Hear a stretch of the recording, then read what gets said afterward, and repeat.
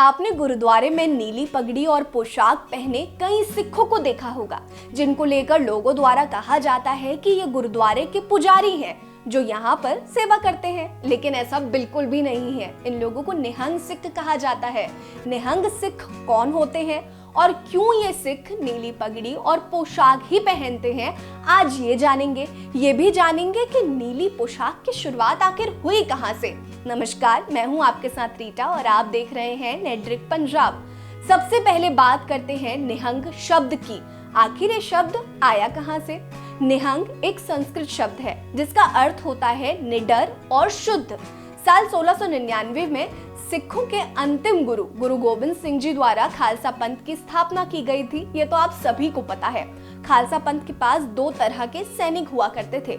एक वो जो साधारण से कपड़े पहनते थे और दूसरे वो जो नीले रंग के कपड़े पहनते थे और बड़ी सी पगड़ी लगाते थे। नीले रंग के कपड़े पहनने वालों को ही निहंग कहा गया और ये सभी लोग अमृत धारण किए होते हैं। गुरु गोविंद सिंह जी के 4 पुत्र थे। उन चारों में से सबसे छोटे पुत्र बाबा फतेह सिंह जी को अपने बाकी भाइयों की तरह युद्ध कला सीखने का बड़ा शौक था, लेकिन हर बार उन्हें ये कहकर रोक दिया जाता या मना कर दिया जाता कि वो अभी छोटे हैं और हर बार वो मायूस होकर घर लौट जाते। लेकिन एक दिन जब ऐसे ही उन्हें युद्ध कला सीखने से मना कर दिया गया तो वो घर गए और बड़ी सी पगड़ी और नीले रंग का चोला पहनकर बाहर आ गए और कहने लगे कि अब तो मैं छोटा नहीं लग रहा हूं ना।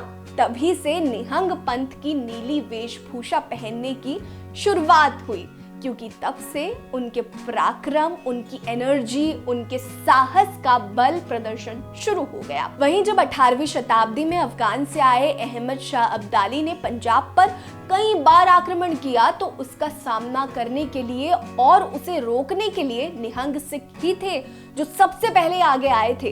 वहीं महाराजा रणजीत सिंह की सरकार खालसा का श्रेय निहंग योद्धाओं को ही जाता है। उनकी सेना में भी निहंगों का एक खतरनाक जत्था हुआ करता था जो इस्लामिक आक्रमणकारियों से लड़ने से माहिर था। उनसे लड़ने में वो महारत हासिल थी उन लोगों को। निहंग सिखों को बाकी सिखों से सिर्फ नीले रंग के कपड़े की वजह से अलग नजर नहीं आते हैं।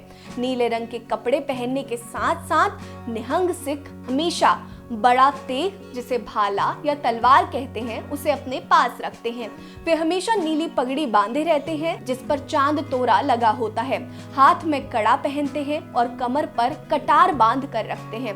कई सिख ढाल भी रखते हैं और उनका योद्धाओं के जैसा पहनावा होता है। अब एक सवाल ये भी मन में आता है कि ये नीले रंग की पोशाक पहनने वाले सिख कभी अपने परिवार के साथ नजर आते हैं तो कभी अकेले। जिसके बाद सवाल ये आता है कि क्या निहंग शादी कर सकते हैं या नहीं।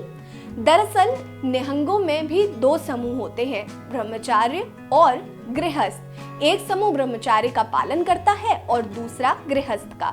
गृहस्थ निहंग की पत्नियां और बच्चे भी वही वेशभूषा धारण करते हैं जो निहंग करते हैं और ये सब भी समूह के साथ ही चलते हैं। गृहस्थ निहंग सिख गुरुओं के जीवन से जुड़े स्थानों पर घूमते हैं। इनके 3 दल हैं, तरना दल, विधि चंद दल और बुढ़ा दल। इन सब के अलग अलग मुखिया होते हैं जिन्हें जत्थेदार कहा जाता है। निहंग सिख रोज गुरबाणी का पाठ करते हैं, बाणे में रहते हैं, भ्रमण करते हैं, अस्त्र शस्त्र का अभ्यास करते रहते हैं। सिखों के त्योहारों पर ये अपनी कला का प्रदर्शन भी करते रहते हैं। किसी मजबूर, गरीब और कमजोर पर हाथ ना उठाना, उनकी रक्षा करना और धर्म की रक्षा करने का कार्य भी करते हैं। निहंग सिखों का धार्मिक चिन्ह निशान साहिब भी नीले रंग का ही होता है, जबकि बाकी सिखों को केसरी रंग के निशान साहिब का अपना धार्मिक चिन्ह माना जाता है।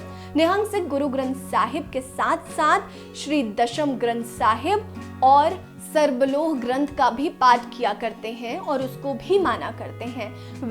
आपको निहंग सिखों से रिलेटेड ये जानकारी कैसी लगी, ये इन्फॉर्मेशन कैसी लगी, हमें कमेंट सेक्शन में कमेंट करके जरूर बताइएगा। बने रहिए हमारे साथ। नमस्कार।